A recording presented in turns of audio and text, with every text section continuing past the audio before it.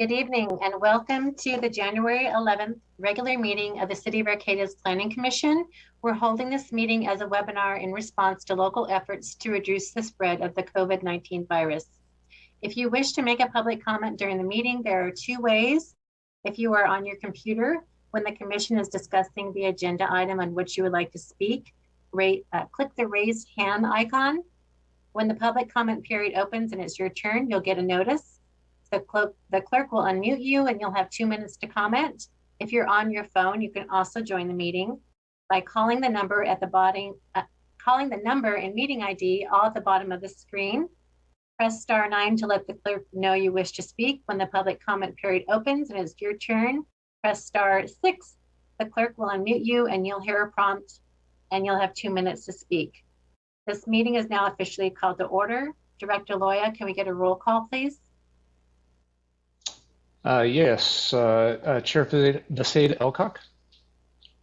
Here. Vice Chair Mayer. Here. Commissioner Tagney. Here. Commissioner Davies. Here. And Commissioner White.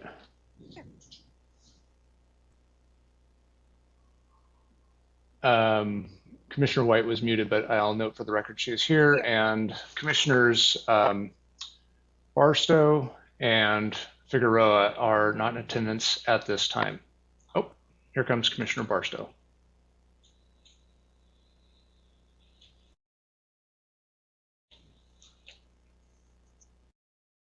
So Commissioner Figueroa is not in attendance at this time. Okay, and at the staff's table, we have Director of Community Development, David Loya, and is there anyone else, any other staff? Yes, we'll have Senior Planner Dila Freitas and Deputy Director of Community Development, Jennifer Dart. Okay, good. Okay, so let's move on to oral communication. This time is provided for people to address the commission or submit written communication on matters not on this evening's agenda. Any request that requires commission actions will be set by the commission for a future agenda or referred to staff. Is there any member of the public who would like to address us on something that's not on the agenda? I know our Zoom has been a little slow lately, so I'm going to give just a moment for folks to raise their hands if they choose to.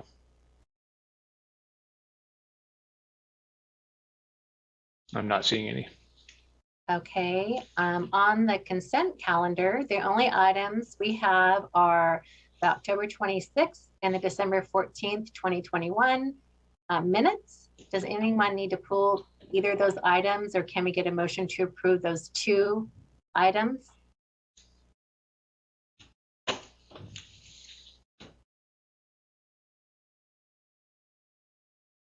Can someone make a motion to approve the last 2 minutes? I'll move to approve the items on the consent agenda.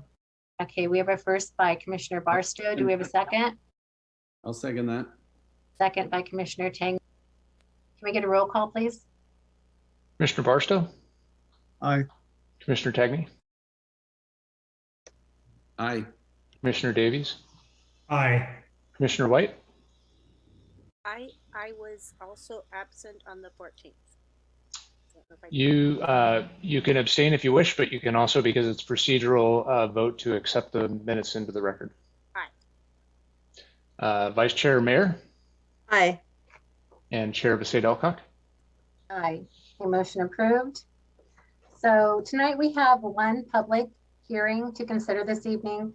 This is one we've seen before. It's Resolution PC 21-08, amending the Housing for Homeless Combining Zone, allowing permanent supportive housing at 2 locations in Valley West. But before we open this, do we have any ex parte communications to disclose? Judith? Yeah. 3 different people contacted me over the past week to talk about this by phone or email, and I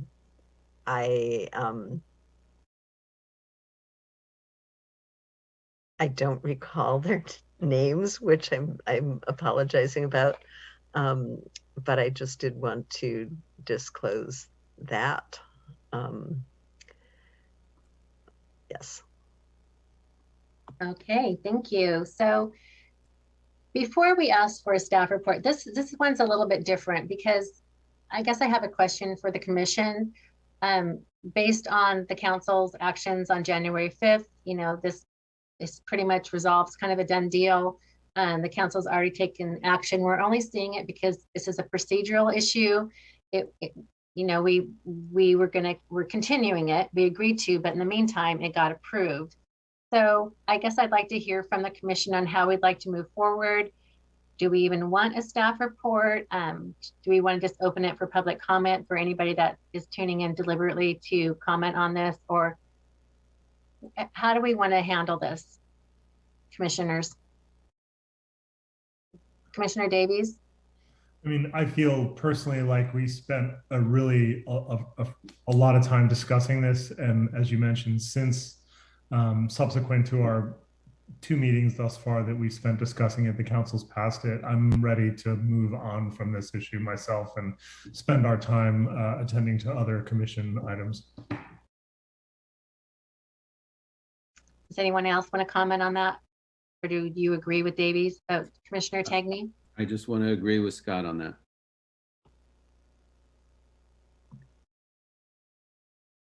that. Vice Chair Mayor? Yeah, I would like to not move to the point where the commission would need to vote on this action, since the council has already in effect preempted that vote. But I would like to hear from Community Director Loya about how the whole picture had addressed some of our concerns before we actually move on. So I would like that staff report, but I don't see a need for the Planning Commission to take action on this item.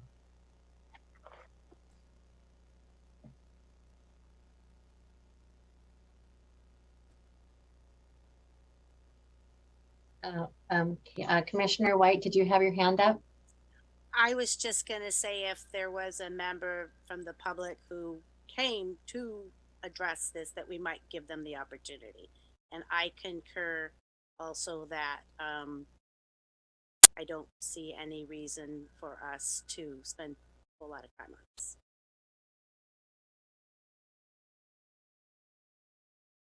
Director Loya, do we have members of the public who would like to speak on this issue? No one has raised their hand yet, but if anyone is here to speak on the Housing for Homeless Combining Zone amendment, if you'd please raise your hand now. I believe the Planning Commission is moving towards allowing you to speak. And if you want, I can give sort of the, high-level synopsis, 45 seconds or less on, how the council addressed some of the concerns that came up during the study session. I think that would be a good idea, just for anyone who's watching. Okay. Yeah, and I think Commissioner Davies hit the nail on the head. There was copious public comment. I don't see anything coming up now, and so Commission certainly under no obligation to take public comment on this. The council did, based on some information we received from our partners at Housing Community Development, that's HCD, as well as analysis from the city attorney, that the proposed changes as we understood them based on the study session couldn't be adopted into the ordinance the way that it was currently structured, but that we could incorporate some of the concerns that were raised, in particular the need for ongoing public outreach and access to the public to to make modifications to ensure that that low-income projects, in particular, those that are serving homeless, have access to the operations. And so what we had proposed was to bring the term sheet back for these 2 projects and incorporate that they include some kind of ongoing outreach and engagement with the community and address community concerns as they're raised. And so we'll be incorporating that into the loan terms as opposed to incorporating it into the land use requirements. And there were some, very technical nuances due to the way that our current ordinance is structured that prevented a wholesale inclusion of some sort of provision into the land use. And so we can come back and talk about that at another time and look at, if there's ways to restructure those underlying ordinances and whether the commission has the desire to do that. So that's, I think, around 45 seconds. Any follow-ups for Commissioner Tegney? Yeah, Director Loya, on the facility operating standards, it outlines that it'll be up to the community development director to be the review authority on that, but that these standards, it appears as though they need to be a written document. And I'm just wondering if that's something that, at what stage in the process does that get fleshed out? That's a really good question. Typically for a project that's being funded in coordination with the city, that authority is actually directed through the approval process for the loan agreement. If you look at the two projects that we just approved, the city council authorized the community development director to approve the affordable housing plan, which is essentially the operations plan. They approved the city attorney to draft the loan documents, and they approved the city manager to execute any loan documents or grant documents necessary to accomplish the projects. And so that is a written document that usually gets generated because there's a lot of information that goes into it that isn't known until you know what your funding sources is and what the requirements of those different funding sources. So that document usually gets drafted pretty close to the time when we close on the loans. So what I'm proposing, what we propose to the council moving forward, if these projects come forward and they have a loan component, that we would actually include a draft of the operations plan or the affordable housing plan at the front end, but just acknowledging that the staff, the professional staff that are going through and negotiating the loan terms with various other funding entities and the requirements that are baked into those other funding entities, we have to have the latitude to be able to make decisions about what gets included and what doesn't get included, ultimately. And so we would use this early approval process to share, generally broad brushstrokes what's going to be included in the operations plan in the future. If nothing else changes about the ordinance, this is new practice, is that we would bring forward an early draft of the operations plan so that the public, the decision makers, can see that. And then ultimately those affordable housing plans don't get adopted until we're ready to finalize the loan documents and the regulatory agreements. As a follow-up, it feels as though that's the elephant in the room on this topic, that the letters that we have received, many of them and many of the public who spoke, are concerned about just how this is going to bleed over into the neighborhood. And as I look down the list of facility operating standards, there's things like case management, client services, behavioral guidelines, parking, emergency plan, security. Some of those things, if those are going to be in that document that's not going to come up for a while, it feels like that's the main part that everybody kind of needs to see. And just to be transparent as a city, the agencies involved, it sure feels like that information, the sooner that gets out and is very public, the better. I'm sure it's complicated to come up with that whole document, but it is the part that I hear a lot of people very concerned about. Everybody wants really important. But how's it going to bleed over? Yeah, no, and I get that. It's really important to understand that the likelihood. So first off, we're talking about only the parcels that are designated in the housing for homeless combining zone. So it's only those 10 parcels or so. And it's only the projects that, don't have any kind of city funding, which that's an infinitesimally small number. In fact, we have 0 at this point that would qualify in that pathway. So it's a very rare occurrence but I know that a lot has been made about this authority being delegated to the Director of Community Development. The reality is that authorities are delegated to staff level positions all the time. That especially with the ministerial review, it's the way that the city functions when you're doing a ministerial review. And there's a real difference between projects that are authorized under either a quasi-judicial approval process where the Planning Commission and maybe the City Council are holding public hearings and taking input. This law actually requires that we have a ministerial pathway. Now, based on the concerns that we heard, the information that came in from the community, we created this secondary pathway that allows us to explore these these various features, the items in the security plan, the management plan, all those things, through the funding pathway. So we've got a strategy to try and accomplish what it is that were concerns of the community, raised as concerns for the commission.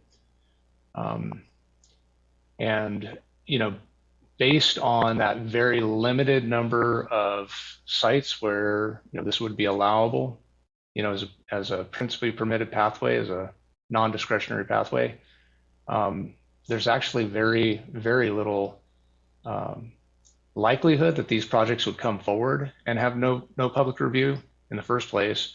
And in the second place, it's only on a very limited number of parcels. So I understand the concern, but I guess I don't know how well placed the energy is, because it's just so unlikely that we'd ever get into a situation where there's zero review. The other thing that's important to note is that those items that the state law lists that we've incorporated into our list, those are established in state law. They say these are the only standards that you can use, and they were specific to emergency shelters. These are the only standards you can use. And it has to be a ministerial process. You can't require them to do anything that non-ministerial or that any other ministerial process wouldn't do. And so so adding to that list or creating new processes in that list would be in violation of the state law that and would put us at risk of litigation for not being compliant with that state law. So I think the limited nature of this application is really what's important. And I think Vice Chair Mayer and I had a conversation the other day, and she has some ideas about how to change the multifamily regulations that we can certainly bring up over the course of the next several meetings, especially as we're starting to dig into the gateway plan and what requirements might need to be met for those types of developments.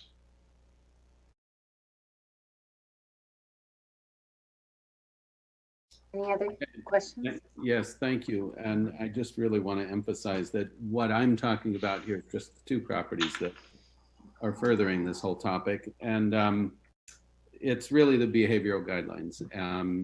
I had a hard time following your answer, but how these properties interface with those neighbors directly is, I think, the area of concern that comes up again and again on this one.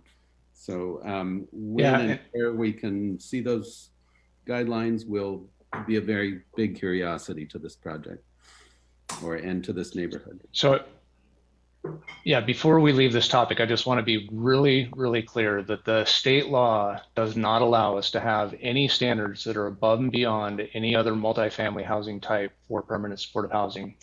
The ordinance, as it was drafted, made a change to ensure that it was clear that behavioral guidelines, operations standards, those kinds of things, security, those aren't required of any other kind of multifamily housing. They're not required of permanent supportive housing either. That's a state law, it's required, and we're not going to force them to do it. What we will ask them to do through the loan agreements, though, is to ensure that there's ongoing community engagement so that the community, the neighborhood, has the ability to engage with the project proponents, as well as the city, and say, hey, this thing isn't working for us because of X, Y, or Z. How do we work on these? Both project proponents said that they were open to that and that they were more than willing to include that as parts of their project. Thank you for that clarity, David. Anyone else? Oh, Commissioner White? I was just trying to understand, so the loan itself will be the portion that will allow the community engagement. That's correct. Is that how I'm understanding that? It'll be incorporated as a loan term, yeah, so that we require them to have that ongoing engagement in the community. So what would facilitate that process? Say, for example, the community maybe had a suggestion or a concern, or even like, we really like that idea. How would they begin that engagement process? Would they go through community development, or would they go directly to the program managers? What would that look like? Yeah, I don't have the details before me right now. Again, none of this has been developed, but it's going to be a process that the management team of the facility facilitates. And so they would be, creating those forums to allow people to, participate.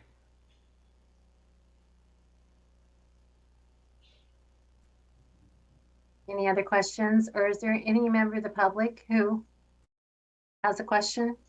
No. Nobody has raised a hand yet. Vice Chair Mayor? Yeah, there are a few places in the H combining zone ordinance, which the City Council adopted, that indicate that there would be some sort of objective feasibility standards, presumably developed by the Community Development Office. And I'm wondering if you can explain the process for developing those standards, which would apply to these two projects as they go forward, and whether there would be any information available to the public as those standards are being developed. So the majority of the standards are actually embedded in the ordinance itself, the existing ordinance, not the ordinance changes. The security and lighting and all those standards are included in the ordinance. There are some that are not included explicitly, and what the state law says and what we tried to include, not verbatim, but the sense of in this ordinance revision is that if it is an emergency shelter, then those feasibility criteria would be based on, is it feasible and practical to implement this? The reason why the state required that these standards be ministerial and objective is so that jurisdictions couldn't prevent emergency shelters from operating within their boundaries, even in these new zones, based on, requiring infeasible measures. And so essentially what we would have to do is, as a staff, is for if they presented something and it, for example, for security, if they came forward with a security plan and said, we're going to have a security person there, 1 day a week, we would say that's not sufficient, doesn't meet the objective. There has to be someone there 24/7. And if they showed us that 24/7 security coverage wasn't feasible, wasn't operationally feasible based on their financial models, then we might have to get into a negotiation and figure out what is feasible.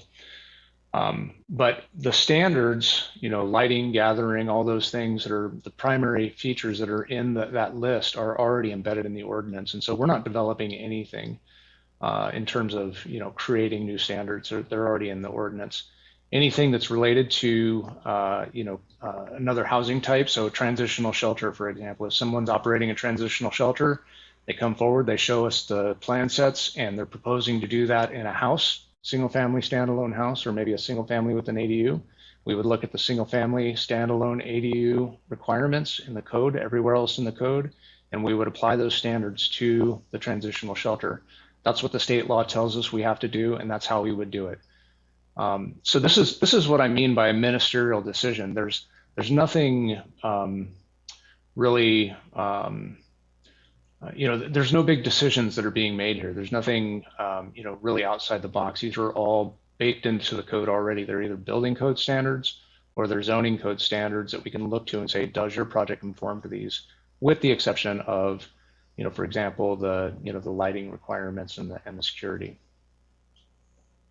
So long story short, they would all have to be based on some objective standard that's already in a code somewhere, or feasibility. You can demonstrate that it's feasible.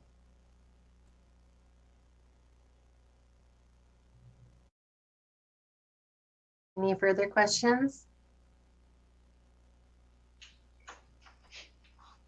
So what's the procedure on this item, David? Because we don't have anything to approve, right?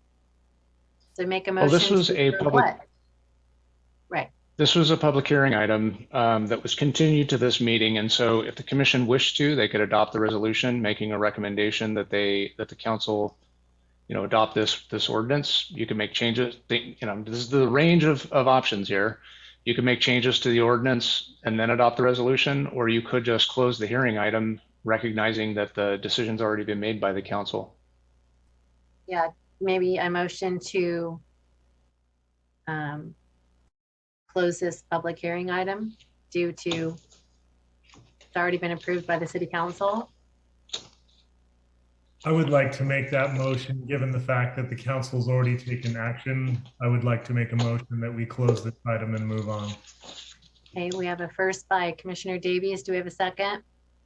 I'll second that. Second by Commissioner Barstow. Can we have a roll call? Yeah, Commissioner Davies, Aye. Commissioner Barstow, Aye. Commissioner White, Aye. Commissioner Tagney, Aye. Vice Chair Mayer, Aye. and Chair Besaid Alcock. Aye. All right, so our next is we have business items. So the first business item is the draft gateway area plan. Do the commissioners have any, are we going to get a staff report on that? Or are you just looking for specific questions? Do you have a staff report? Yeah, I have a brief Okay. staff report, if you'll indulge me. Okay, let me share screen here.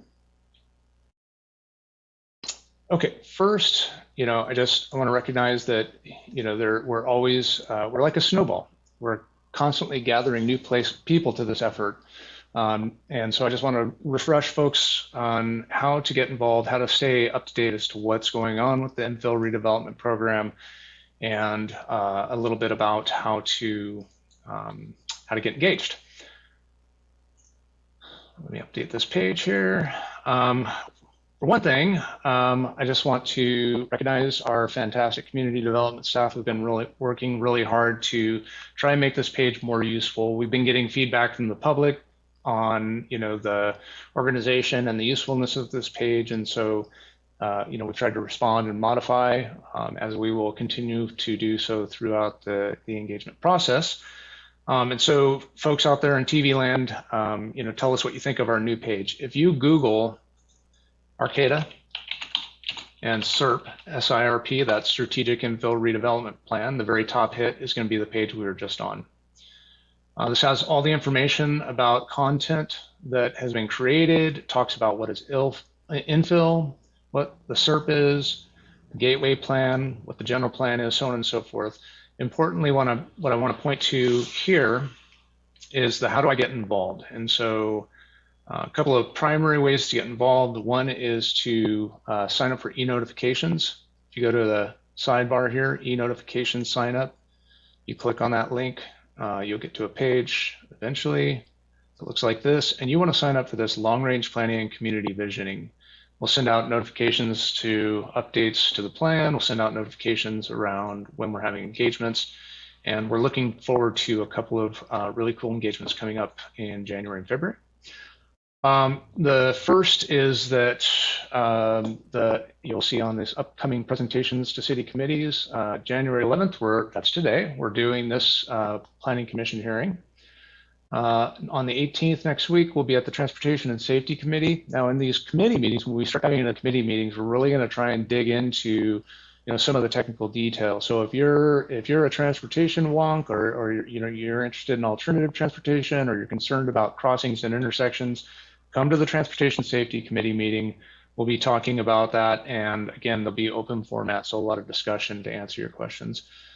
And then we'll be going to Historic Landmarks Committee on the 20th. And then we're going to start hitting the rest of the committee meetings coming up in February. And then also notably, and not on the top of the list here, but if you follow the How Do I Get Involved, we'll make sure this gets updated as well.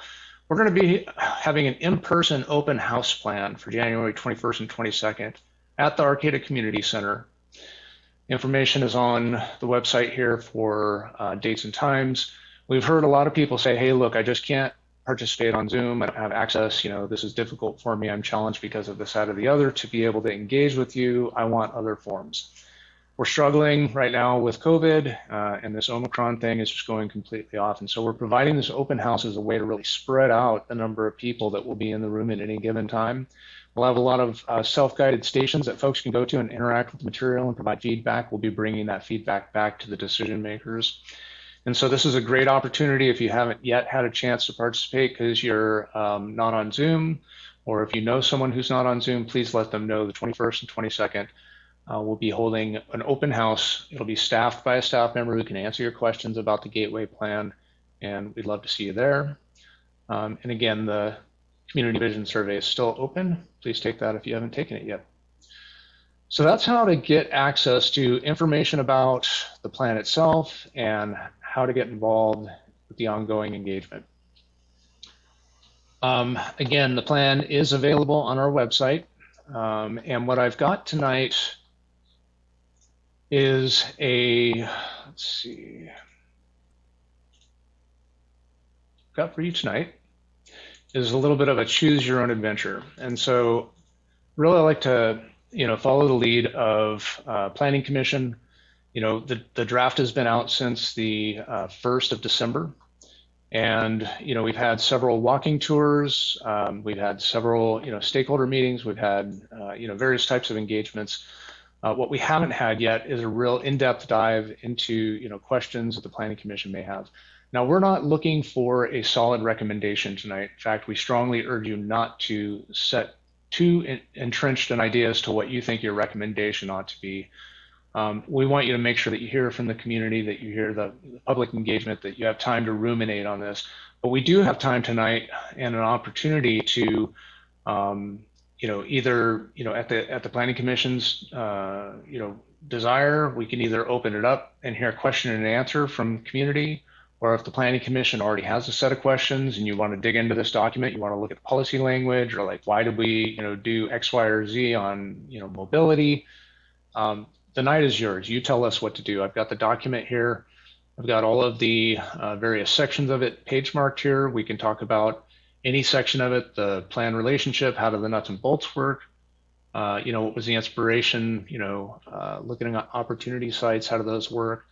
How does the community benefits program work, if that's of interest to you? And then each of the various topics: housing, employment, arts and open space, mobility, street design, street map book, which is an expansion of the street design. It's really interesting. It explodes the views of the streets, so you can take a look at those. Design, historical resources, and infrastructure. So the last thing I will say is that, right now we're in a heavy duty engagement mode. We're trying to get out as many different types of engagements as possible. We'll be bringing that, the results from that engagement back to the Planning Commission, the Council, for them to, provide us guidance sometime early in the spring so that we can start working on some of the more detailed zoning amendments. And so I guess, with that, I want to open the floor for my colleagues, Senior Planner Freitas or Deputy Director Dart. I tried to let in. I'm going to try and let you in again. If you have anything else to add, and then other than that, I'd love to just follow the lead of the commission. Yep, I don't have anything to add. I'm excited to hear what you guys think about the document so far. Thank you. Do we have any members of the public who have questions or? We have several names in the attendees list that I recognize. So are you hoping to open this to the public? Yeah, I think so. Before we start asking our questions, let's let the public go first.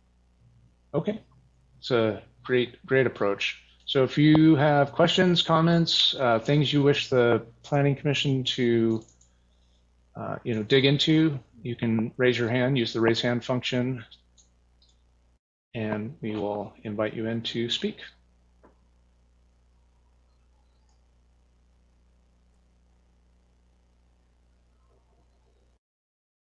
All right, we have our first taker.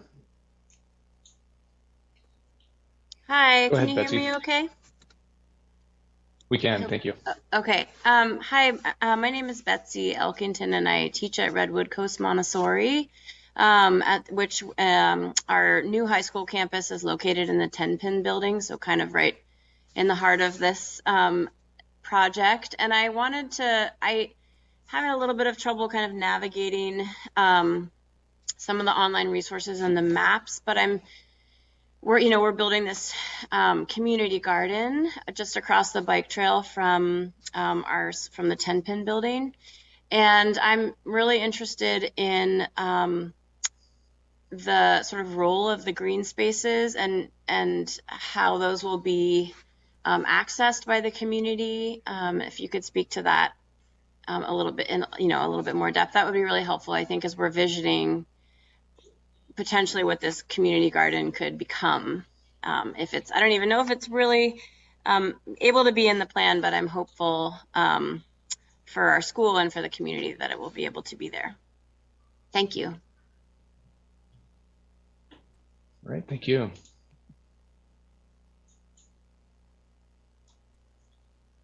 And just a quick process question for our chair. Typically on discretionary decisions, or typically when you open public comment, you have a time limitation. Did you want to set one for tonight, or? Oh, yes. I'm sorry, this is a little different. Yeah, I would say 2 minutes or. Okay. Is there anyone else who wishes to speak at this point, or? Okay. Go ahead, Chris. Hello, am I coming through okay? Yep, we hear you loud and clear. So, yeah, I've been working with a bunch of citizens and listening to everybody's plans and desires and, concerns, and watching it all sort of, it seems like things are going pretty well on both ends. The biggest concern I would say that I've found in my own research is the whole concerns about the infrastructure constraints with this proposed growth, especially considering HSU's plans for expansion and increased enrollment. Specifically, the wastewater treatment processing plant, even with the proposed upgrades that are coming in the future, are limited. We're looking at maybe an additional 20% of treatment capacity in phase 1 and 2. At the price tag of 90 million or whatever that the documents are saying, but that only gives us another 3,500 people, or units that we can provide service for. We're looking at that as a plan to try to deal with this as it's all unfolding, and then we've also got the global warming and the necessity of possibly moving the plant down the road in another 30 to 50 years anyway, or adding another facility. So yeah, I'm looking at the planning and thinking we need to look further down. And I know we only have 2 minutes, so I'll follow up with, I'd like to hear more about the conversations for planning and cohesion and the limitations that need to be placed on HSU's expansion plans, as well as Arcata's development plans for the next, 7, 10 years, 20 years, however long it takes for this to play out. But anyway, thank you for the opportunity to speak. And that's all I have for tonight. All right, thanks a lot, Chris. Let's see, we have community group.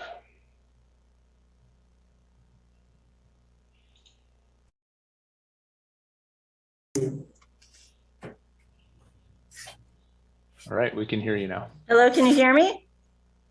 Yes. Okay, we can barely hear you, but we'll fix that. We're actually a group of the community, and we have definitely some questions, concerns. So we've been knocking on doors. So as we knock on doors, we're really realizing that there is a vast majority of the people that still don't know about the Gateway District Plan. So we've been asking questions and trying to get their input on what their concerns are, and trying to get them to read the draft. And the ones that are familiar with it, their concerns are definitely the size and the scale of this, the heights of the buildings, the traffic is a huge one that people's just the parking for, I guess, more of the parking. I've been talking with the light industry folks that own their businesses and been in the community forever, and they are very, very concerned and a little upset. There's a lot of concerns about what this will do to our infrastructure, and they, especially the treatment plant and the environment, the wetlands. There's so I could continue, but I just think that, yeah, I know you guys are working on, you know, outreach, and that's great. But I think there's a lot of the under planning of this that people are confused by. So I think we would like more answers on exactly where the studies are and where we've come to this decision as a city to go this huge and this large and have this much impact in so many different ways on our community. So, so as a group, and I think I'm speaking for the majority of the people that I've talked to, I would love I would love to have you guys do that outreach even more so, because the public is telling me a completely different story than what I'm hearing from the city staff. So anyways, thank you for listening and listening to a lot of the concerns of the doors I've been knocking on. Looking forward to working with you all in the future. Thank you.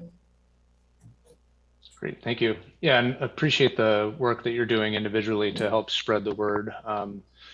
Definitely, networking is part of our, our messaging campaign. And so, if you are a member of a group, please share it with your group. Again, I'll just put out there that our city staff are more than willing, rather, to attend a neighborhood meeting, community meeting, a church group meeting, a Rotary meeting, whatever your group is, we'd love to come and talk to you and answer your questions. And so that's definitely an important part of this conversation. Go ahead, Anne. Okay, can you hear me? Yeah, welcome. Okay, thank you. My name is Ann King Smith. I was on the Planning Commission when the general plan was developed. I have a number of issues that I'd like the Planning Commission to look at if I were on the Planning Commission. This is what a few things that I would be interested in.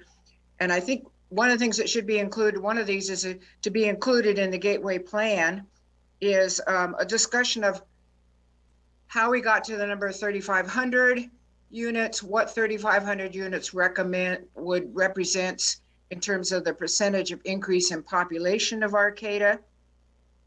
What about infill in other areas of the city? What proportion is Humboldt State going to take on in terms of units? And I think that the context for this plan, how it came about, is missing from the plan for those of the people that haven't been involved in either the housing element or the infill plan that you contracted for. The other thing it sort of comes across is we've got to get this done, but it's also noted that we haven't met the population increase predicted by the general plan, and yet we're going ahead and we're doing even more, even though we haven't met that increase. And so I think people need to step back and look at this and say, is this really the scale that we need to go? In terms of that, I think that I would recommend, and I hope the Planning Commission recommends, that we stay within the general plan and limit the number of stories to 4 stories, which is what the general plan recommended. 5, 6, 7, 8 stories is simply not appropriate for Arcata. It's not appropriate for the county that we live in. And the business of allowing extra stories to be purchased essentially by wealthy developers by getting amenities is a method that I've never even heard of and seems inappropriate.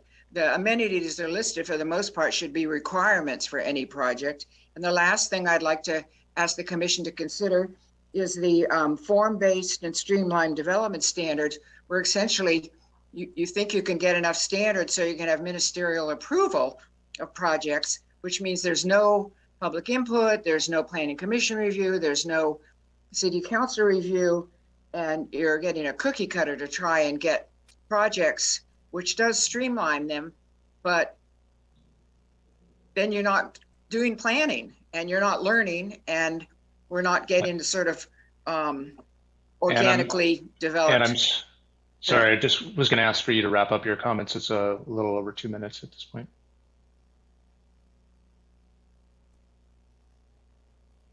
Done. Okay, thank you.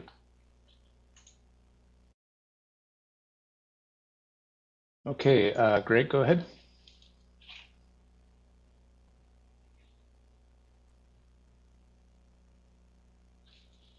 You can unmute, Greg. There, how's that? It's great. We can hear you now. Sorry about that. Yeah, I want to second Ann King Smith's comments. I think that in particular, one of the things we're looking at is other, GPU updates, if you will, in other areas of the city.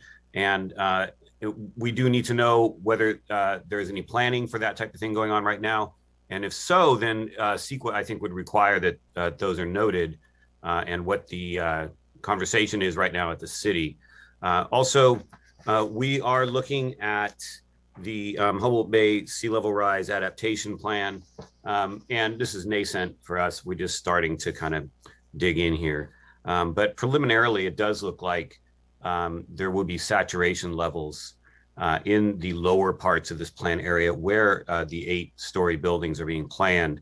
And that does not seem appropriate in terms of really preparing for sea level rise and climate change adaptation. I think that you really need to be looking at higher ground.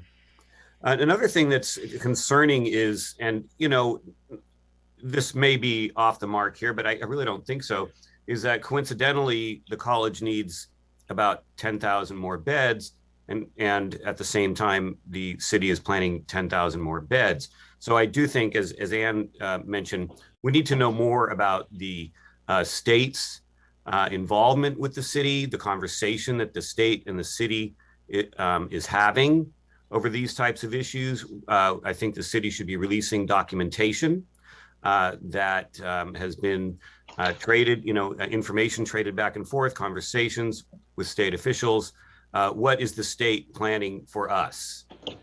We really deserve to know. Also, the previous community group representative really hit the mark when people just don't know this is happening. They're going door to door. The city needs to be going door to door, at least with a mailer to every address with all the information, and here's how to participate, that kind of thing. People are very busy. And the last thing I'll say, and there's a lot more than this, a lot of problems with this plan, is that unless the city really gets its act together prior to even beginning this type of process with traffic and the impacts of the automobile and limiting automobile access to areas and the ability to speed on our roads, then this will be a major fail because Arcata will become unlivable with the cars. Thanks. Thank you.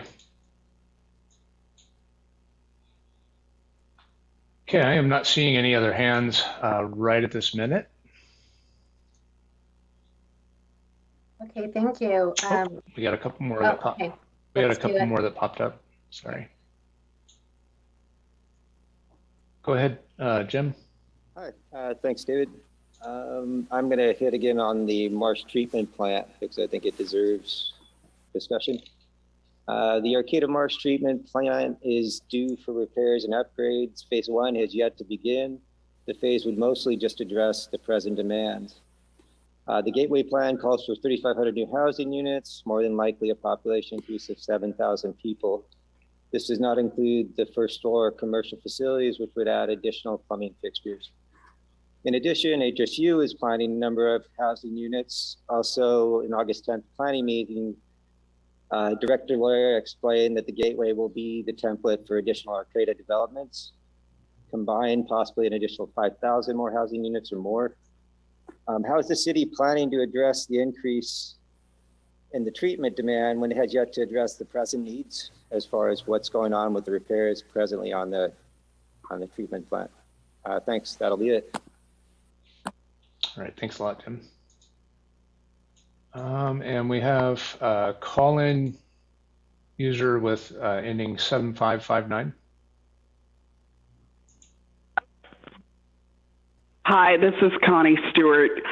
First of all, I'm here speaking as a resident of Arcata, but I do have to say that I do work at Humboldt State University, and no one has had a conversation about building 10,000 units. So that's an incredible exaggeration on what we're talking about. And the other thing I should mention is that Humboldt State is actively looking at putting units in other communities, not just in Arcata. Now, let me just say, as a former city council member, I want to say that as I listen to conversations about housing, I feel like I made a critical mistake. We had a philosophy of protecting the green belt around Arcata. We never wanted Arcata to grow beyond its current zone. And the trade-off we always made was we knew we were going to have to grow up. Now, how high we grow, I'll leave that to the Planning Commission, but we always knew that we were going to promote infill. And so it's pained me over the past 20 years to listen to conversations. I feel like it's reneging on the deal that we made when we created the green belt around the city. We need to have infill. I'll leave it to the Planning Commission to determine that. As a housing justice person, I can say that I feel like liberals in the community have really helped exacerbate housing crisis for working families, and that Arcata needs to do its share, not just for low-income people, but also for working families. Nurses and firefighters deserve to be able to live in the community in which they work. And so I do want to say that I'm proud of the city for having this conversation, and I support a robust conversation that leads to affordable housing in the region for working families. And I'll just stop there. Thank you all for your service. It's not easy. I was on the Planning Commission. It is not easy to be there. But I hope that you make a decision that it will allow working families to live in Arcata. Great, thank you. Okay, we're seeing another gap in hand, so nothing raised right now. Okay, so any member of the commission have any feedback for David and Dilo?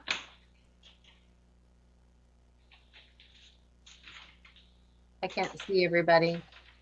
I have a question. Commissioner. Okay. Oh, there we go. Commissioner Tagney? Yeah, thank you. David, I don't know at what stage in the process engineering challenges to all of this start to get resolved. One I heard recently on a radio interview with an engineer was about depth of foundation in these bay land, lacking any kind of rocky substrate, could be cost prohibitive. And I don't know if you're running into that, if those kind of conversations have started to occur. You know, how many stories can you go up before there's just some engineering realities that start to weigh in and reduce the height of 8 stories down to wherever the affordable level is. And I'm not asking for an answer, but I'm just really wondering, between that and all the stuff that comes up about sewage treatment plant and stuff, when do engineering studies about this project start to occur? That's a really great question, Commissioner Tagney, and we've definitely heard it from the community about a range of different infrastructure types. This planning document it's high level, it's policy level, it's intended to set the stage for implementation. So this document is not responsible for identifying engineering level detail on specific development projects. That would happen at the building permit stage. But the document does need to lay out the framework for the future vision for all of these different areas, land use, housing, employment, etc. And so with respect to infrastructure, certainly the size of the infrastructure, the types of infrastructure needs are highly dependent on the size of the community that's planned. And so to plan the infrastructure and present that in this document before we've even had the community conversation about how high are the buildings going to be, how dense are the buildings going to be, what are the land use restrictions going to be, would be putting the cart before the horse.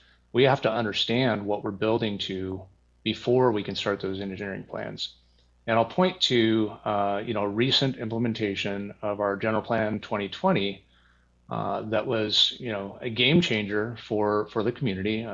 Complete change in circulation patterns and access and movement throughout the city was the extension of Foster Avenue. The extension of Foster Avenue was envisioned and considered in '99 and or in the late 90s, and it was incorporated in the general plan update in 2000. And it wasn't built until 2017, 2018. I can't remember exactly when that project was built. So almost a 20-year time frame. And you can imagine if we had done real detailed designs based on whatever we knew in 1999, they would have been completely obsolete when we actually went to build them in 2017. And so the level that this document is hitting, what we're trying to attempt to do with this document is to identify the desired future conditions. Once we've gone through the process, the public engagement, and have incorporated that, decision makers have said, yes, this is our future Arcata. Then depending on various thresholds, various triggers, when those pieces of infrastructure might be needed, and they're going to be highly dependent on how quickly we grow, how robustly this program gets built out, that at those stages, those pieces of infrastructure would be required.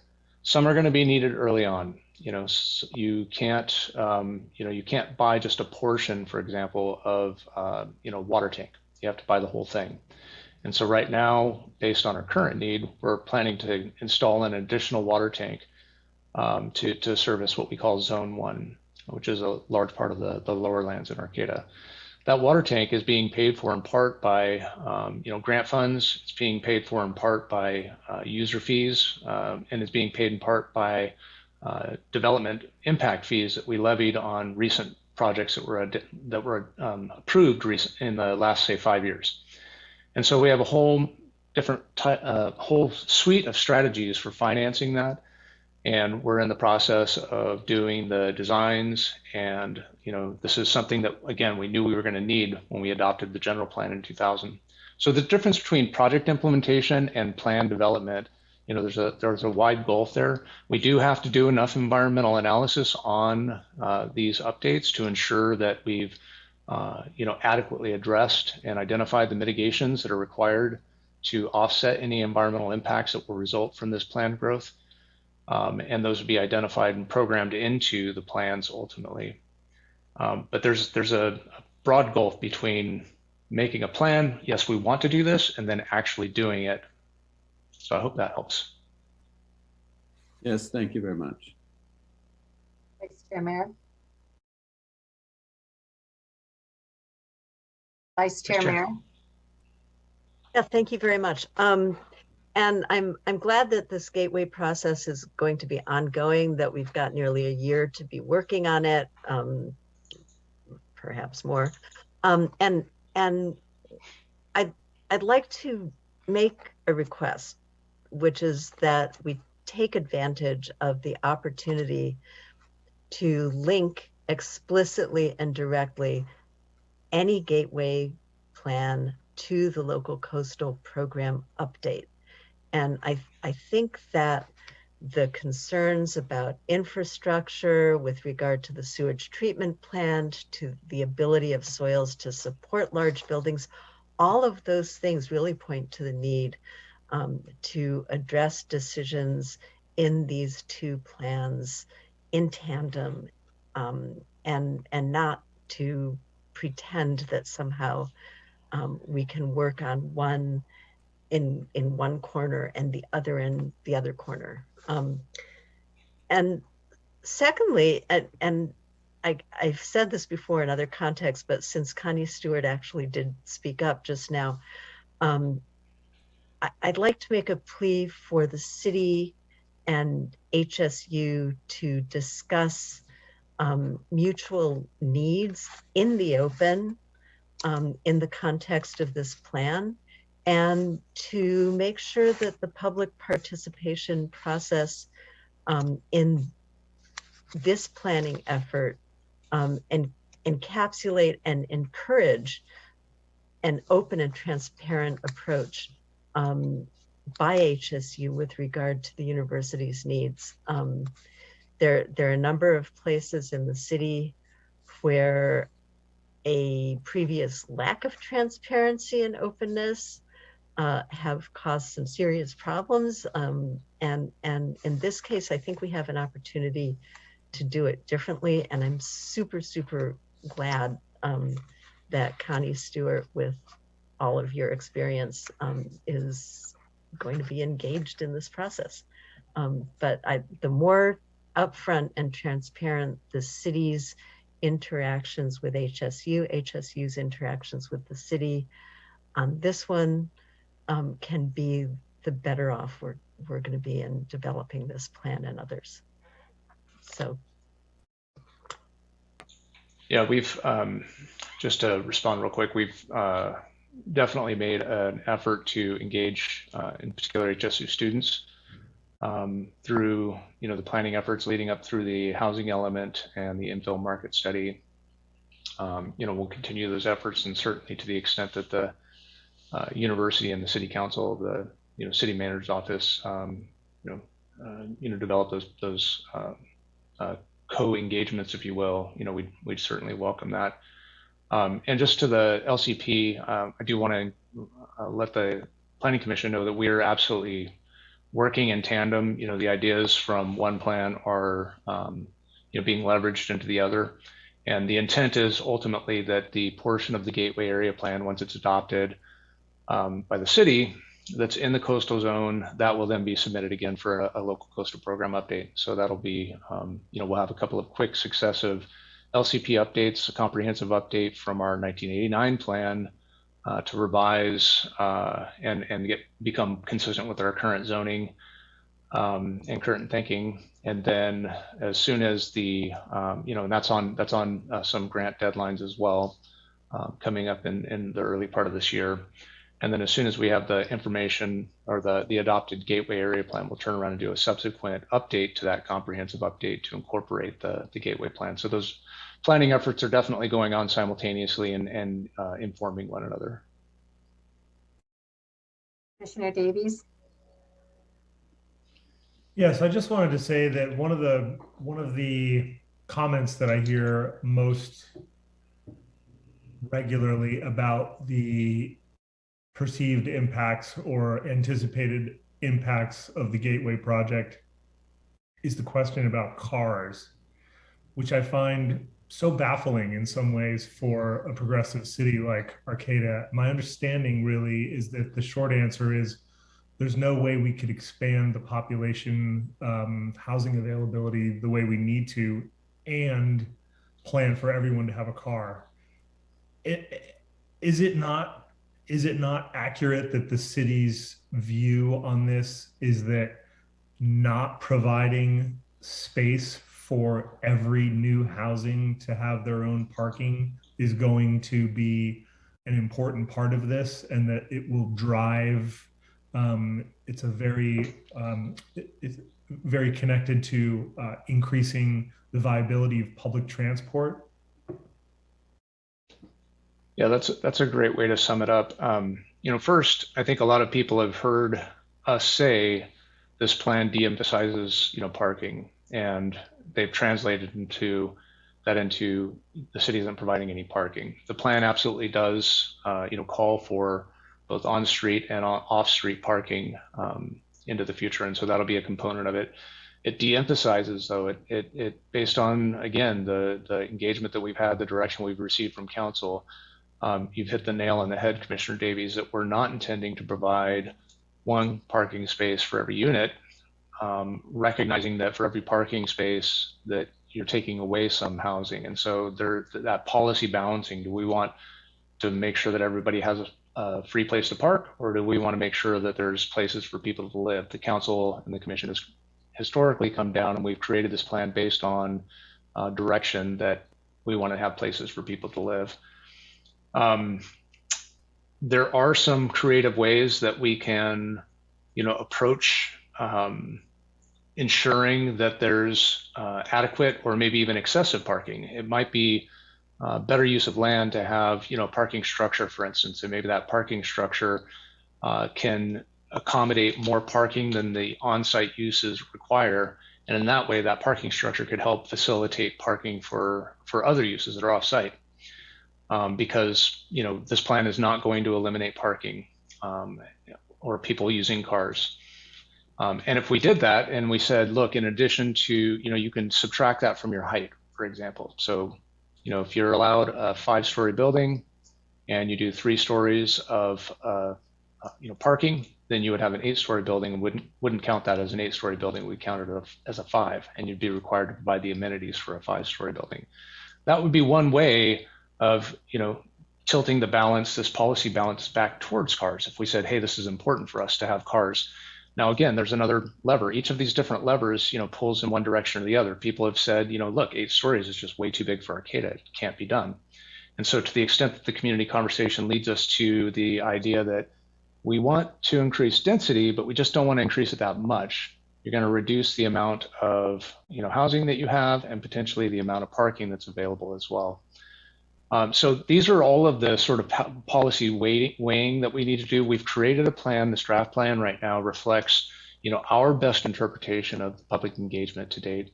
We're now in a process where we can get additional feedback on that. But you are absolutely right. This plan doesn't right now call for a 1 parking space per unit provision. And in addition, beyond just making it so that, parking may become a little bit less comfortable and maybe even problematic in the future, it goes beyond that and provides programs to ensure that there's, infrastructure for, non-motorized transportation that's built into the project. Because without the infrastructure, you're not going to have the use of those non-motorized. It builds in, car share, bus share, other alternative modes of transportation, programs to help support those alternative modes come into our region. And so, currently what we've done, our parking management strategy, like in the downtown, for example, where we have these exact same, currently under current code, we have the exact same provisions. If you build a unit, a mixed use building, for example, with commercial on the ground floor and 7 or fewer units on the top floor, you have to provide 0 parking spaces currently in the existing code. The reasoning being that, we're trying to move towards this alternative transportation and make parking difficult. That has some impact, very, very minor, but it has some impact. If you go that step further, like we're doing in this plan, and actually provide infrastructure and support for these other alternative transportation pathways, then in the future, eventually we'll have, robust alternative transportation that will be sufficient and convenient for some people, not everyone, but many people to be able to use as an alternative to having their own car. Yeah, I find I find the focus on cars baffling, especially for a city like Arcata. I would also like to, take a little bit further the comments that Connie Stewart made. And I think it's important that if people want to come out and say that they're opposed to taller buildings in Arcata, that they should also be willing to say that they're for sprawl out into the green area around Arcata, because I simply don't see how we're possibly going to hit the kind of housing increase that we need without doing one or the other. And I think there's currently a place where it feels somewhat safe to say taller buildings don't conform to people's vision of Arcata. But I think adopting that position implicitly sort of states that you're pro sprawling into the green areas around the city, which I also find kind of upsetting. Lastly, I want to echo Vice Chair Mayer's comments about creating some kind of transparency around communications between the city and the university. I think to the extent that either the city council, the planning commission, or equally importantly, the public in general are aware of conversations, I think it can go a long way to sort of preventing some of these concerns from getting too far down the road when they can be addressed, or people can have an idea of the kind of active conversations that are happening between the city and the university. I don't know if there's a specific group of representatives from the city and the university that are tasked with this kind of communication. If so, I think transparency around what those communications are like. I just want to echo that. I think that could be really useful, save a lot of staff time from the city, save a lot of confusion on the part of the general public, and be just all around good investment in transparency. Thank you. Commissioner White? Yeah, I originally was going to say something, but I do want to also just piggyback on what Vice Mayor said and Commissioner Davies, in that I feel like it's super important that we don't repeat the mistakes from past, and that we really do make sure that we have open minds of communications and collaboration, whether it be like a stakeholder group, with the key officials at the university, with the city. And then I guess my other question, or not question, but just an idea, and I'm sure that it's already been put out there, but maybe some kind of incentive, like if you leave your car at home, you get, a break on your rent, or some other kind of opportunities to encourage people to look at alternative transportation models as opposed to bringing their car. Yeah, one of the programs that I'm not exactly sure how we impose this, and maybe it's not an imposition, the community benefits program, the way it's designed, is somewhat elective. But the right now, parking is not doesn't have the kind of market that it does in other jurisdictions. San Francisco, you think of San Francisco, you have to pay to park in San Francisco, even if you have a house, or an apartment or whatever in San Francisco proper. Chances are good that you're paying for a space if you want one. And so decoupling the rent from the parking is a way to do that, and we've definitely got that embedded as an option. I have a few comments. Definitely Ann King Smith. I really miss having her on the commission with us. She was wonderful. Everything that she said really needs to be looked into. And then as far as my opinion is, it seems there were never really any other options than the multi-story buildings. And to me, a person that walks through the city of Arcata probably every single day, twice today because the sun was out, it blocks the sunlight from the houses. It blocks the green spaces. There's a lot of noise and echoing, all the shade, which is terrible this time of year. It's freezing when you have buildings on either side of you. I'm just not crazy about the vast multi-story housing. It just like this was the original plan, and all along, and despite public input, it just has never changed. It's always been the same. So I'm not crazy about this plan, but I understand logically. I do. I really get it. You don't always get what you want, but I don't like these huge multi-story buildings. It's too cold during the winter and moldy, and it's like, just too much shade for me. So that's one thing. Then the other thing is, we were talking about transportation and the buses. I never ride the bus, but I have a disabled daughter who 100% rides the bus. That's all she does is ride the bus. And they are not, our bus hubs are not coordinated. Like her worker can ride somewhere on one of them for free, but the next one they have to pay. It would be really nice if they could all get coordinated and you can buy one bus pass that'll take you from here to Fortuna. It's a mess, and she can't figure it out, and we have to help her. And if she can't figure it out, a lot of people can't figure it out. So our transportation could be a lot better, in my opinion. And then as far as working with HSU, we really need to work with HSU. No, everything needs to be transparent.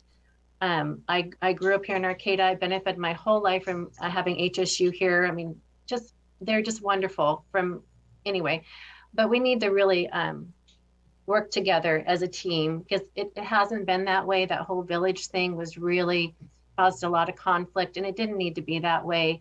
And we really need to work with HSU a little bit more and be a little more transparent, open, and be a team. So that's my opinion. Does anyone else have anything else to say on this subject? No? Oh, okay, Commissioner White?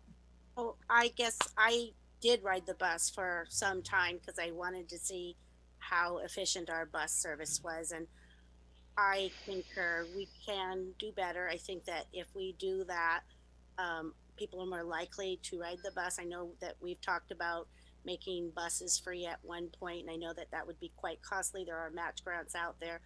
And then the other thing is that my daughter's father is legally blind, so he has no choice but to ride the buses, and it's been a big hardship for him in trying to navigate it. And he has an MBA, so it's not like it. Yeah, just putting that out there that your daughter's not the only one who has difficulty navigating the bus system. Commissioner Barstow? Yeah, one of the programs. Sorry, go ahead.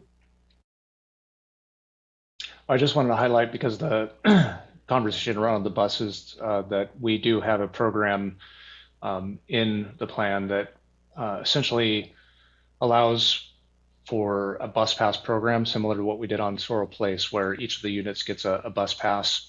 Kind of the idea being that right now the supply is so low that there's no demand. It's more difficult to ride the bus. If you don't absolutely have to ride the bus, you're probably not going to. But with this program, it'll help fund more busing, and then eventually we'll have the supply, so we can build supply before the demand, and then the demand will grow with that, because jumping on a bus will be easier than taking your car. That's kind of the vision there. And to your comments, Commissioner Chair Said Elcock, we absolutely have been in conversations with the HTA trying to get a more integrated across system platform, because you're right, it's just the hodgepodge of bus services just doesn't work effectively together right now. Commissioner Barstow? Yeah, thank you. I just wanted to point out a couple things. When we look at the plan and see the huge amount of prospective development that's included, there's a tendency to say, wow, this is way too much. This is horrible. But the thing is, what's being created is a template for development. It's not development. The development won't be done by the city. The development will be done by individual developers who invest their own money in building needed buildings. Because they're investing their own money, they aren't going to build buildings if there's no demand for them.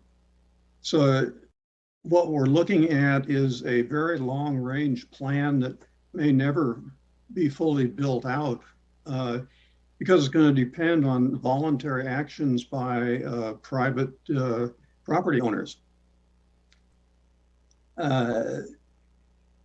And I just want to point out for perspective, when I landed here in Arcata In 1976, the population was around 8,000. Today, it's around 18,000. And so we can look around and say, well, this happened. That's a huge increase. So I just want to suggest that going forward, the increase in population will be incremental and not happen all at once. And as we go along, all the questions about the infrastructure and traffic and parking and so on will have to be answered for each project as it comes up. So anyway, I think we just need to keep pushing ahead and refining this project, but knowing that it's a long-term plan, and it's not going to happen suddenly. Very good. Thank you. So do we want to move on to the next business item? Yeah, I will just let you know that there is, I know you closed the public comment portion, but I think there's one more person that's raised their hand. If you wish to let them in, there may be others that raise their hand as well. So just, it's up to you to That's why we're direct me here. on that. Yeah, go ahead. Okay. Go ahead, Cindy.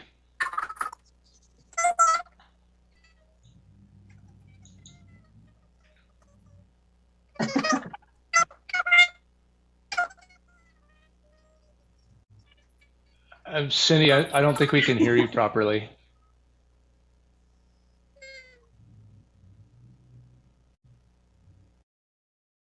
Do you want to try and maybe move closer to the microphone? Or maybe hang up and call back real quick. Is this better? Oh, yes. That's much better. Did I sound like Mickey Mouse? I wish I could play back for you what we heard. It's funny. I have to change. I have to change it all this back and forth. Anyway, I just want to say that I do a lot of. I live in Arcata. I commute mostly 99% of the time on foot or bike, and so I just wanted to comment on public transportation. I love how your plan, sets up people to move around Arcata, but if you try and leave Arcata, that is, I'm hopeful that there's more lobbying with other communities. I mean, if you trying to get better transportation, because if you try and go to San Francisco, the Greyhound bus dumps you off on a sidewalk at 10 o'clock at night. They used to have a transportation center that you could go to, but they closed that. If you try and go to Reading to catch the train leaves at 3 a.m. If you try and go to Crescent City, there's only one bus going up there. Is there a way to get the Greyhound to go farther now instead of stopping in Arcata? I've traveled a lot by public transportation from this area, and it's just really, really difficult. And so trying to keep the cars down from people who are going to want to leave the area and not have to depend on the public transportation. Because I'm, as other people are, I'm concerned about where will these cars go if there's no public parking, if there's no parking with this project. Are they going to park 2 blocks away, leave their car until they need to go down the Bay Area, which is affecting the residences who live in the area that are going to be impacted by cars. So I'm hoping that there's going to be a bigger view on public transportation beyond just the Arcata borders. All right, thank you. Is there someone else, David? I don't see anyone else at this time. Okay, so let's move on to Planning Commission and training. I'm excited to hear about Planning Commission training. Some training classes for us. So this item I'll just queue up, and then I'll turn over to Vice Chair Mayer. This item was originally requested by the Vice Chair in relation to a couple of procedural things that had come up, and also just to ensure that we had a conversation around the process. We have a lot of new planning commissioners. We've done some orientation, but I think it was just called for is an opportunity to talk through some procedural issues and then make a call for some additional training. So Vice Chair Mayor, if I could maybe turn the floor over to you and you can kick off the conversation. And I think we can have just sort of a open ranging conversation about these items. Oh, I will mention too that I did send to you this evening a couple of resources related to this this topic, just as a refresher for some protocol and procedural things. Hi. Yeah, thank you, Community Development Director Loya. I didn't realize that I would be speaking at this meeting about this, but I did kind of have a list of things that motivated a request to have this on the agenda. You mentioned training, and maybe to start off with there. In the past, the city has budgeted for specific types of training and then done training for city staff, commission members, council members, kind of all together with an occasional event that people could attend. Interestingly enough, as we've moved to a virtual world, that's also opened up a lot of opportunities for people to seek training that's more specific to what they need to learn.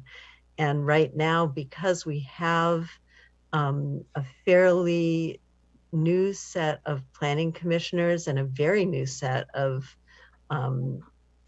city council members, it does seem like we're in a position to seek opportunities for all of us to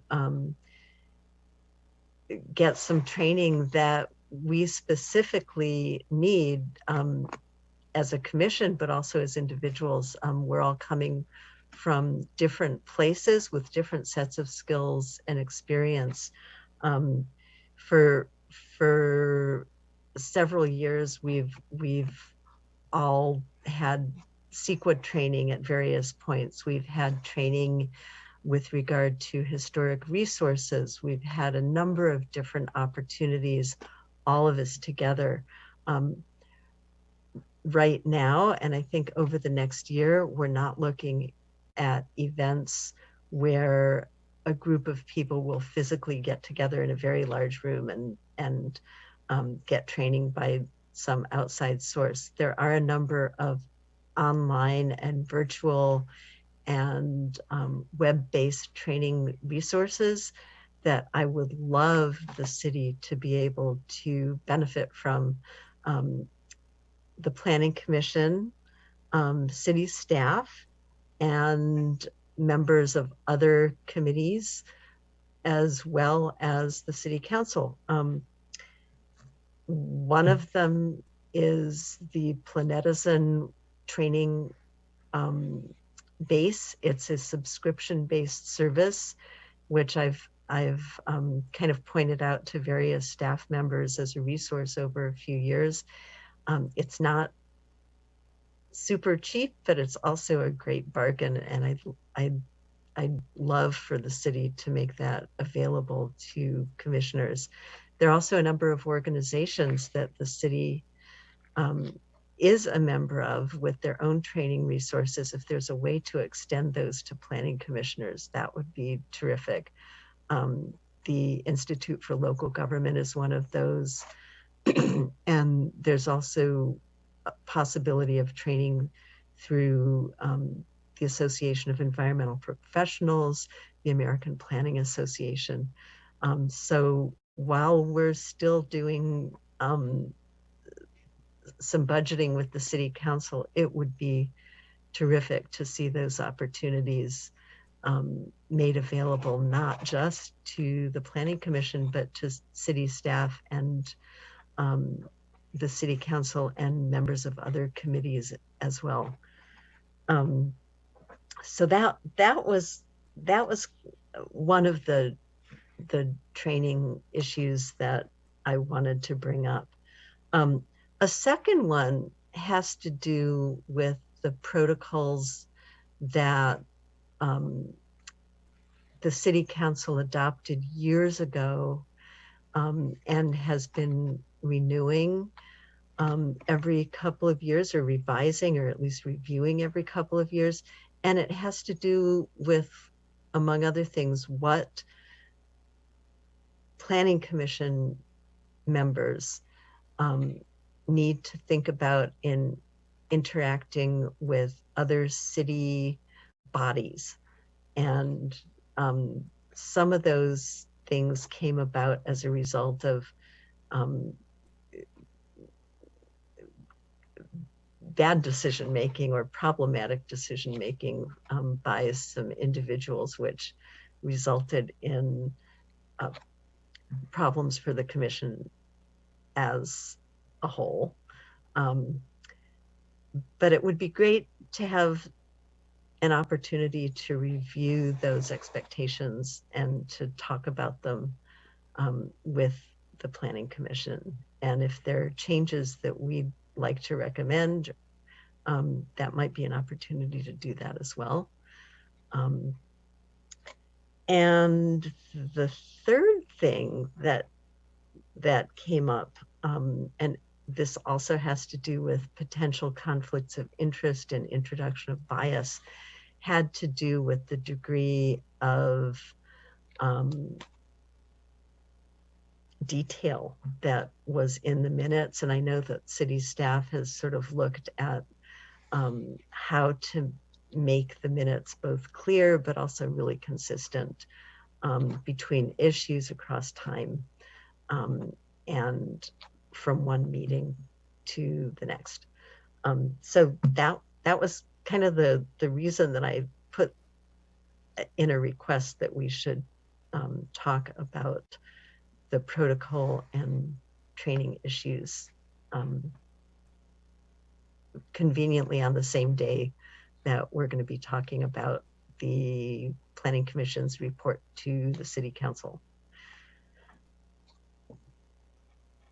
Thank you. Commissioner White, do you have a question? A comment, if I'm allowed.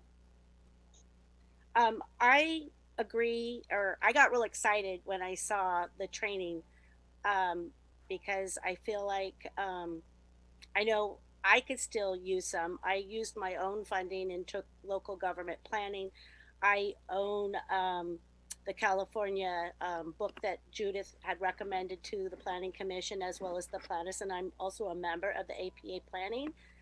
And I've done a Brown Act workshop, and honestly, I still feel like I need more. And I feel like if we have the new city council, they're certainly going to want these resources as well. And I think it's been a while, if I'm not mistaken, since there has been a formal or official training or workshop that has occurred for the commission and possibly even the city council. I think the city council has had some actually, but I don't think we have for some time, at least not since I've been here. Yeah, for the training, we've definitely had a couple of lean years, budget years, where previously, as Vice Chair Mayer pointed out, we used to have a regular budget, and we'd do at least the Environmental Planners Association's annual update to CEQA, and everyone, all the planning commissioners would go to that, staff would go to that. Those got axed from our budget a number of years ago, and we had a couple of lean years, and we just really truly have not gotten back on our feet. Last year, the Planning Commission included in their annual report to the City Council that they wanted to have training budget allocated. This is an overlap to the next item, but it's also included in your current year for the annual report. And you can certainly make more specific requests into that if you wish, or if you want to just work with me offline and have specific requests as to budget items, and we can use those to help build the budget, recommended budget. I can't recall if we gave up last year, and Jen, maybe you can help remind me if we put in a budget for planning commission training and then ultimately that got axed, or if we just didn't even try last year because we knew how bad it was going to be. But we can certainly in the All of budget our- session, Sorry, all of our training actually was, I believe we didn't end up with any training for staff or any of our committees or commissions. Okay. So we can definitely address that. I did just want to share, because I'd mentioned that I sent these resources to you. I wanted to share with the public what the resources were. City Council Protocol Manual, which was adopted most recently, readopted in 2018 as a biennial review. I believe it was actually most recently adopted in 2020. I'll have to verify that, but this is what's up on our website right now. And I believe, Vice Chair Mayor, this was the document you were referring to that has some discussion around interactions between, the commissions, boards, and communities and task force.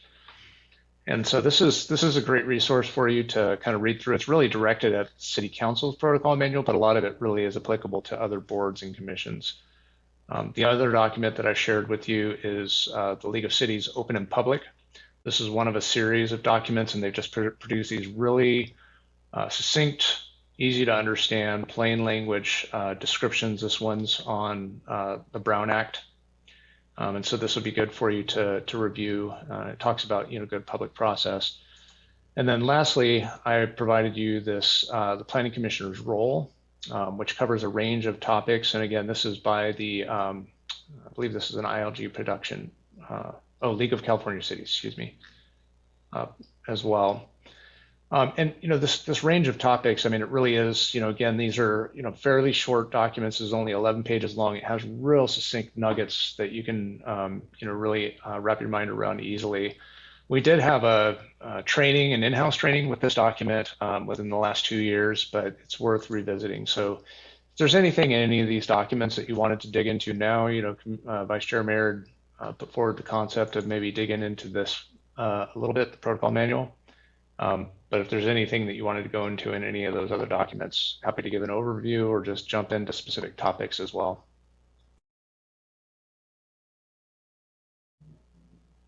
Perhaps that could be for another meeting. I haven't had time to dive into everything, but probably after we read it, we'll have some questions for you or Judith. Okay.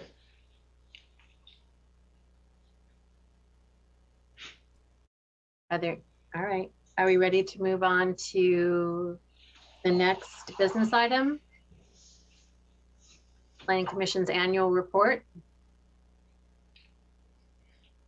Yeah, so on this item, just again, I'll key it up real quick and then it's, off to the discussion. So I prepared the annual report draft that's in your packet before you tonight, and it certainly should be considered just a working draft. If the Planning Commission wants to adopt it just as is, feel free. It's ready to go, I believe. If there are changes you want to make, that's certainly your prerogative. Ultimately, what you will do is adopt this as your annual report for last year, and then typically the chair presents that to the City Council.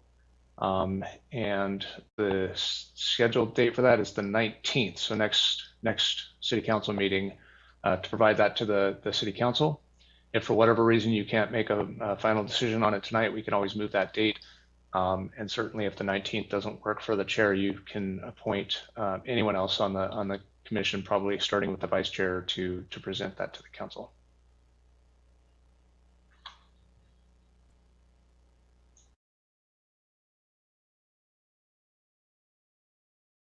Has the commission had a chance to review this? Is there any additions or subtractions? It looks like Dan has something he's trying to say, but he's muted. No, Dan, you have something to say, or yes or no? Do you know sign language? I still can't hear you. You're still muted. Okay. Can you hear me now?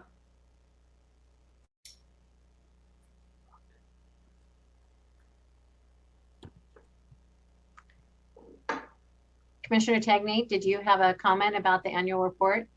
No. No, okay. Sorry, I was unmuted and I didn't have a video there for a minute. I'm back. I have no questions. So if we don't have anything to add to this, you're looking for a motion to approve this as our goals for 2022, is that correct? Add or subtract? Yes. Yep. Right. To me, they look great.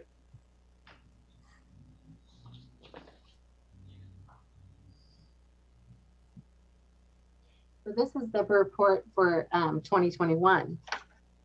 Correct. And then our goals for 2022, right? Okay, I see. Correct. All right, do we have a motion to approve the annual report and annual goals? I will make that motion. I would make a motion to approve our Planning Commission goals for 2022. So we have a motion from Commissioner Tagney. Do we have a second? I'll second. Okay. We have a second. Vice Chair Mayor recorded in the record as second. Okay. All in favor? Oh, I'm sorry. Do we have a roll call vote? Roll call, please. Commissioner Davies? Aye. Commissioner Barstow? Aye. Commissioner White? Aye. Commissioner Tagney? Aye. Vice Chair Mayor? Aye. And Chair Visaid Alcock? Aye. Okay, motion approved. Do we have any correspondence or communications? I'd like to ask one question of staff. And I should have asked this earlier while we were talking about the Gateway project, but with the all the community meetings that are going to be taking place, and including things like our Planning Commission meeting with community input, is there some kind of tally system or something? I mean, I hear you say you're trying to collect all this public input. Are you taking notes like, oh, here's another person concerned about traffic or bicycle parking or whatever? How does this all come together into some kind of thing that we can process later? I do recall in the past on a couple of projects where there were downtown meetings that people put stickers, and then we actually counted how many green stickers were on each topic. Anyway, there's my question. That's a great question. And again, you know, we can't, because of its correspondence and communications, we can't go into too much detail, but part of what I wanted to convey to the Planning Commission was, you know, again, just reiterating some of the upcoming events for our Gateway plan and the general plan. And I do want to acknowledge that we've been having that same question and discussing at the staff level, you know, between our team, between Senior Planner Dilo Freitas and our Deputy Director Dart, that, you know, we really need to come up with a cohesive explanation to the community about how the input is being taken in, how it's being, you know, digested, and how it's going to be conveyed. And it spans the gambit. We're doing so many different kinds of engagements that there's not one answer. So, you know, on the 21st and 22nd at the Arcata Community Center, we're going to hold an open house. There's going to be a whole lot of self-guided materials that include things like sticky dots, where the community can come and tell the, you know, commission, the city council, exactly how they feel about building height, about, you know, the road design, et cetera, et cetera. We're also tabling that week, and we're going to have conversations with people, and we're recording, you know, and making mental note of the themes that are coming up, and we'll convey that information. So there's really two different kinds of you know, information in just those two events that are happening on that exact same day. But to your question, yes, I wrote down the topics that came up, the questions that were asked, the detailed. I put check marks when somebody else said, hey, I want to double down on that comment, so that we're getting a sense for, in these meetings, you know, what are the important issues to people. We're trying to be responsive to those as well and include them in the frequently asked questions that we provide on our website, so that people can get instant access to information about the, you know, the questions. So it really ranges, you know, it depends on the kind of event we're doing. It depends on the type of engagement that we're doing and the type of information that we're collecting, how we will convey that to the city council. The themes that we're picking up, for example, on the tours, the walking tours, I'm not carrying a pad and paper and recording words on, that people are saying. I'm taking it in, I'm digesting it, I'm making mental notes and making sure that we're being responsive to that. I can convey that. And then we also have some more data that's a little bit more granular. We're going to develop a survey that will get into demographic information. Who's in the room, who are we outreached and engaged to. So there's just a really broad range of engagements we do, and we get a lot of different kinds of data back, and we'll provide that in many different ways, but ultimately in a report to the council that ultimately says, these are the themes we heard, here's the data we collected, this is the summary of it. Thank you. Absolutely. So yeah. Anything else? Just wanted to reiterate, 21st and 22nd, we're going to have an open house. Please come, tell your neighbors, tell a friend. Everybody's got a right to be grooving. All right, meeting is adjourned. Oh, I'm sorry. That one's in person at the community center, is that correct? In person at the community center, we're going to limit, it spans over several hours on each day. And so we're going to limit the number of people who are allowed in the event at any one time. There's no specific presentation time, but there's self-guided materials. We're going to be replaying the hour-long presentation of the description of the Gateway Plan. We're likely going to have the very short description of what the SIRP is, the Strategic Infill Redevelopment Program. We have a little video on that. And then we'll have workstations where people can go and, it'll either be a sticky dot or a Post-it note, write your thoughts on a Post-it note, stick it on the map, that sort of thing, so that people can engage specifically with materials. That will be, conveying in a summary, 50% of the people said this or 70% of the people said that. And we're really excited about that because a lot of people have said, we need to have something in person. So this is an opportunity for them to come and talk with a staff member. And that's January 21st and 22nd, correct? January 21, 22. And commissioners? Two-day event. Commissioners are welcome. Yeah, the community is welcome. Yeah, I'd love to have people come down. It's not a planning commission meeting, so we'll probably try and, limit conversations between the two of you so we don't have a Brown Act violation. Read the packet that I sent you today. All right.